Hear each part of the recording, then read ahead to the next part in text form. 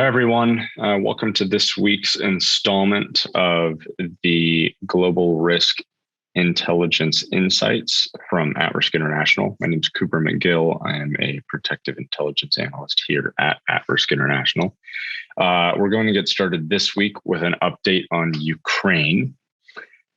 So firstly, the sinking of the Moskva ship, which is the Russian flagship from its Black Sea fleet, which, perhaps many of you saw news about this over the last several days. But this was a pretty significant event and military victory for Ukraine. However, Russia does claim that the sinking of the ship was caused by a fire and was not due to military action by Ukraine. However, the incident triggered an intensified Russian air and missile attack campaign in retaliation, including in Kyiv.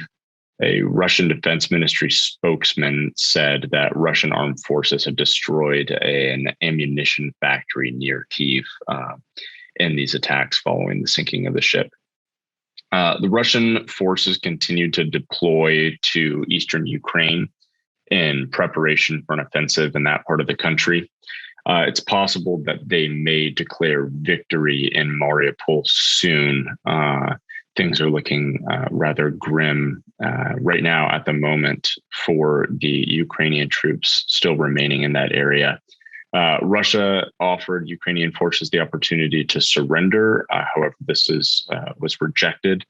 And Ukrainian forces instead stated that they would continue to fight the forces that they have remaining. The last Ukrainian fighters in Mariupol are reportedly at the Azovstal steel works. If Russia does secure Mariupol, it would be their most significant and strategic victory in the conflict to this point. However, the difficulty that they've had with taking the city and other areas indicates that even with this new concentration of forces that we've been discussing, Russia will likely struggle and continue to struggle to make significant progress even in eastern Ukraine. Putin has said that peace talks have failed, and Zelensky has stated that talks are not going to continue until Russian fighters in Mariupol have been eliminated. Turkey, which has been mediating talks, also said that the talks have stalled. Putin's comment is a pretty significant comment and indicates an escalation in the conflict. Is obviously, commentary directly from him that peace talks are failing is a bad sign as far as the tactical trajectory of the conflict. Russia formally warned the United States and other countries of the, quote, unpredictable consequences of supplying weapons in Ukraine. Ukraine is increasingly concerned about the use of chemical weapons or a nuclear strike in the country. And although, this is possible, there's a few scenarios in when, that's really likely, one of which being Western supplied weapons causing significant loss to Russia, particularly in one kind of single major incident. Additionally, if Ukraine looks like it may win the war, however that appears at the time, or if Putin appears to be losing power in Russia, these are all scenarios which may lead to a weapons escalation. At this point, the most likely scenario remains a prolonged conflict, particularly concentrated in the east of Ukraine. However, that being said, missile and airstrikes will likely continue in other areas, including Kyiv, moving forward. That's it on the update for Ukraine. Moving over now to a cyber update, specifically threats to critical infrastructure. Recently, CISA issued a warning on a new malware tool that has been discovered. This tool is, specifically utilized to target industrial control systems and SCADA devices, and has the potential, if utilized, for pretty major disruptions or destructive actions. The energy sector is at particular risk and is definitely at a heightened warning due to this malware.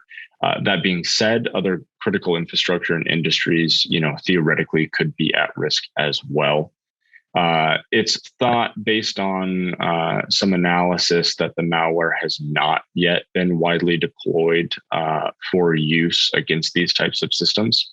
So the good news there is, theoretically, this should provide high-risk organizations and industries with the time they need to put plans in place to deal with this malware. Obviously, it's a complicated issue.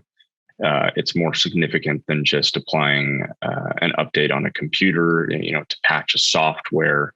It runs a little bit deeper than that, and it's much more complicated as far as putting cyber defense plans into place. The energy sector itself and the power grid as a whole remains a very top target for foreign governments and their proxies. Just generally and particularly in conflict scenarios. For example, we saw just recently Ukraine announced that they had thwarted an additional attempt by Russia to compromise systems belonging to an energy company within the country. Of course, this is not the first time Russia has targeted Ukraine and targeted specifically their energy sector and their power grid.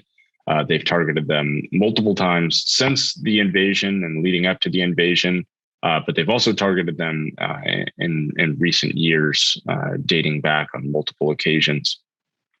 Furthermore, there has been news out of China and India in which potentially Chinese-linked threat actors have been intruding into Indian energy sector systems, particularly on a region on the Chinese-Indian border that is contested and has led to even some physical conflict and skirmishes last year in the area. But in these attacks and intrusions, it appears they've primarily been for the purpose of gathering intelligence and information for potential future attacks. But that being said, it's clear that it already is, and moving forward will continue to be a primary cyber tactic for adversaries in conflict scenarios. So targeting of the energy sector, targeting of the power grid, obviously of all critical infrastructure. The energy sector is pretty crucial to the successful operation of all critical infrastructure industries.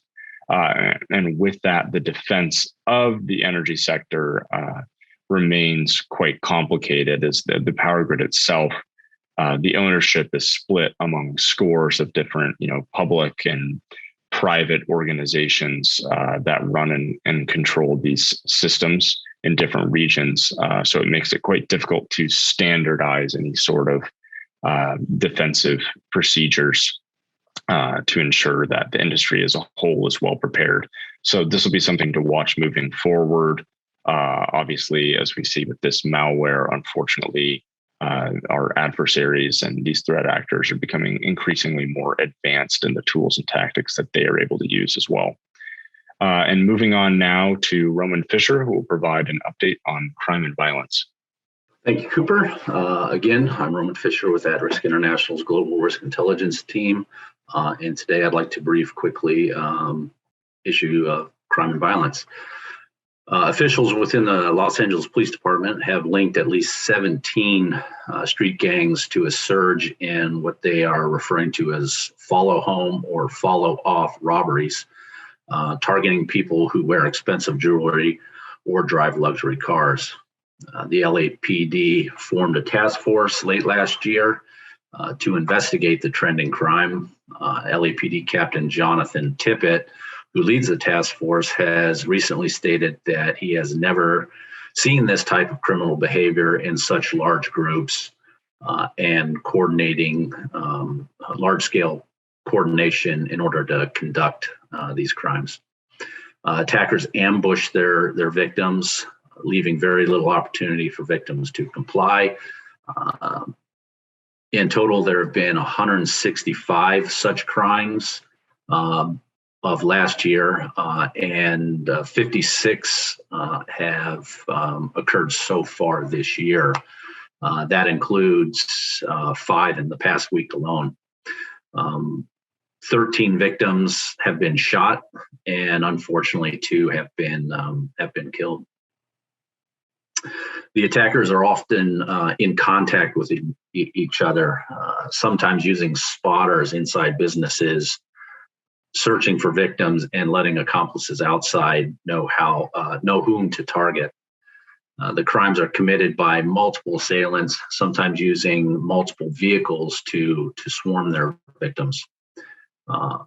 In general, robberies in Los Angeles are up nearly 18% this year as compared to last year, while those involving a firearm have surged by nearly 50%. Although the LAPD has made 24 arrests involving 47 of the robberies, they still continue to struggle and curb this trending crime. 16 additional arrests have been made by those in possession of firearms, and 6 of those arrests were for attempted murder associated to these types of crimes. Finally, currently the trend appears to only be reported in the Los Angeles area. However, as media exposure and additional context is given, it is possible that this type of crime could spread to other cities. It is important for citizens to be on alert, especially in areas of high-end retail areas, jewelry and fashion. Additionally, high-end restaurants or trendy areas of cities where a lot of wealthy individuals come to socialize. It's very important for those individuals to remain vigilant. And additionally, individuals in the security and especially the executive protection industries should be very well informed on this issue and take appropriate measures to curb any potential risk to their clients. And that's what we have for you this week. Again, thank you for your time and joining the Global Risk Intelligence team at Risk International for this presentation. And we look forward to presenting to you again in the near future. Thank you.